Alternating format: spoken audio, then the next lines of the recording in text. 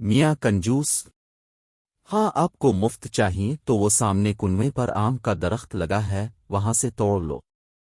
کہتے ہیں جب گیدڑ کی شامت آتی ہے تو وہ شہر کا رخ کرتا ہے، مگر جب میاں کنجوس کی شامت آئی تو ان کی بیوی نے ان سے آموں کی فرمائش کر دی۔ میاں کنجوس کا اصل نام حامد خاں تھا، مگر محلے کا ہر چھوٹا بڑا کنجوسی کی وجہ سے ان کو میاں کنجوس کہتا تھا۔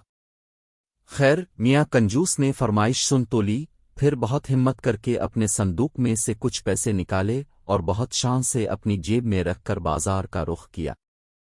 سب سے پہلے ایک آم والے کے پاس پہنچے اور دام معلوم کیا تو پتہ چلا 150 روپے کلو۔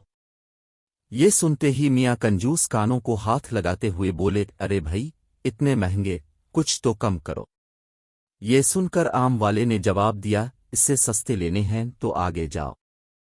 میاں کنجوس فوراً آگے ہو لیے۔ آگے چل کر دام دریافت کرنے پر معلوم ہوا کہ آم 150 روپے کلو ہی ہیں۔ دام سن کر کنجوس میاں 12 سا منہ بنا کر اس سے بولے، خدا کا خوف کرو، اتنے مہنگے آم بیچتے ہو، اتنا عمدہ مال سستا نہیں ملے گا۔ آم والے نے کہا۔ اب میاں کنجوس ایک اور آم والے کے پاس پہنچے۔ آموں کی حالت قابل دید تھی، پچکے گلے سڑے جن سے رس بہہ رہا تھا، ہزاروں کی تعداد میں مکھیاں بھن بنا رہی تھی۔ میاں کنجوس نے پوچھا، بھائی آم کیا کلو دیے ہیں؟ آم والے نے جواب دیا، سب سے سستا لگایا ہے، صرف اسی روپے کلو۔ میاں کنجوس غصے سے جھنجھلائے اور بولے، اتنے خراب آم اسی روپے کلو؟ آم والے نے کہا، بابو جی، اس سے سستا آم کہیں نہیں ملے گا۔ ہاں، آپ کو مفت چاہیے تو وہ سامنے کنویں پر آم کا درخت لگا ہے، وہاں سے توڑ لو۔ یہ سن کر میاں کنجوس بہت خوش ہوئے اور بھاگے بھاگے جا کر کنویں پر چڑھ گئے اور الفاچیل کر آم توڑنے لگے۔ اچانک ان کا پیر پھسل گیا اور میاں کنجوس کنویں میں جا گرے۔ وہ تو خیر ہوئی کہ کنواں خشک تھا، مگر میاں کنجوس گرتے ہی الفاٹے کھڑے ہوئے اور کپڑے جھاڑ کر کنویں میں پڑے ہوئے آم الفاٹے کر جھولی میں بھرنے لگے۔ مگر جب الفا پر نظر الفاٹے آئی تو بہت پریشان ہوئے کہ اب کنویں سے کس طرح نکلا جائے۔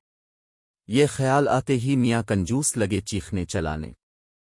اسی وقت الفادیر سے ایک گھوڑا گاڑی والا گزرا۔ اس نے جب یہ آوازیں آنے اور میاں کنجوس کو کنویں میں دیکھا تو اسے رحم آ گیا اور اس نے اپنی گھوڑا گاڑی کا رسا نکالا اور کنویں کے اندر لٹکا کر الفا پر سے رسا مضبوطی سے پکڑ لیا اور کہا کہ رسا پکڑ کر آ جائیں۔